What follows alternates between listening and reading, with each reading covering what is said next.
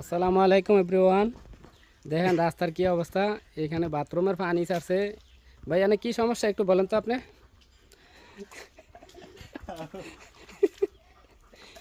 বলার মতো ভাষা নাই। দেখেন নৌকা চলবো, নৌকা নৌকা এই অবস্থা, পানি চাইরা পানি, রাস্তার মধ্যে পানি, কোনো গাড়ি ঘোড়া চলার কোনো জায়গা নাই।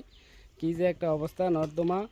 এখানে দুইটা বাথরুম আছে, বাথরুমের পানি আইসা এই অবস্থা বেরিয়েছে। এদিলে প্রতিদিন ঝগড়া বিবাদ হয়, রাস্তাঘাট কেউ করে না, কোনো এনে সরকারি কোনো বরাদ্দ আসে না, এইভাবে পড়ে রয়েছে প্রতিদিন। এবার সরকারের কোনো লোক আইলে কম বলে ভোট দিতাম না, আমরা ভোট দিলে লাভ নাই, আমরা কোনো রাস্তাঘাটের কোনো কাজ কাম করে না। এখানে দেখেন আলিয়া হালান যাবো, জ্বালা দানের আলি হালান যাবো, এমন অবস্থা হইতে প্রত্যেকটা দিন একটু বৃষ্টি হইলে এই অবস্থা হইতে।